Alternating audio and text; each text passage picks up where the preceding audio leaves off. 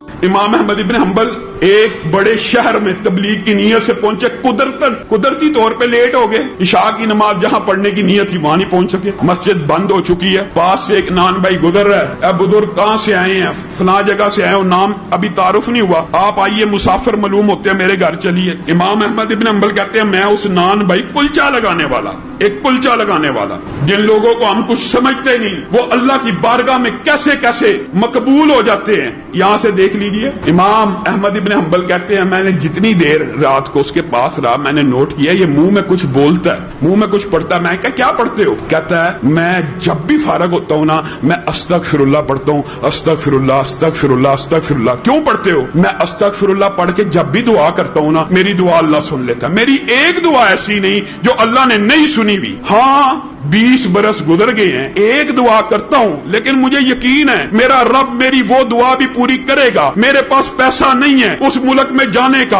اس قصبے میں جانے کا، میں اللہ سے دعا کرتا ہوں موت سے پہلے امام احمد ابن حنبل کی زیارت کروا دے۔ امام احمد ابن حنبل رونا شروع ہو گئے، کہا اللہ نے میں ہی امام احمد ابن حنبل ہوں، میرے کان سے پکڑ کر مجھے تیرے گھر میں پہنچا دی ہے۔ بتائیے انسان اللہ سے مانگ رہا ہے، جب اللہ سے مانگ رہا ہے تو کیا اس کو یہ وہم ہونا چاہیے اللہ نہیں سنے گا؟ یہ وہم دل سے نکالنا ہے، خلوص نیت سے۔ پھر دعا کی قبولیت کے اندر ایک جو بڑا سب سے بڑا فیکٹر ہے وہ یہ بھی ہے کہ انسان جتنا سچ بولنے والا ہوگا اتنی جلدی دعا، انسان کا رزق جتنا پکیزہ ہوگا اتنی جلدی دعا قبول ہوگی۔ اس کی دلیل کیا ہے؟ یہ بھی حدیث سے ثابت۔ نبی کریم صلی اللہ علیہ وسلم نے کہا ایک بندہ خانہ کعبہ کے اندر ہے، مسافر ہے، مسافر کی دعا قبول ہوتی ہے۔ جن لوگوں کی دعائیں قبول ہوتی ہے نا، یہ بھی بات یاد رکھے، موضوع اصل میں طویل، اپنی بات کو مختصر کرتا ہوں انشاءاللہ، اس کے بعد تراویح پڑھتے ہیں۔ جن لوگوں کی دعا قبول ہوتی ہے ان میں مسافر شامل ہے، ان میں مظلوم شامل ہے، ان میں اللہ کے فضل و کرم سے ہم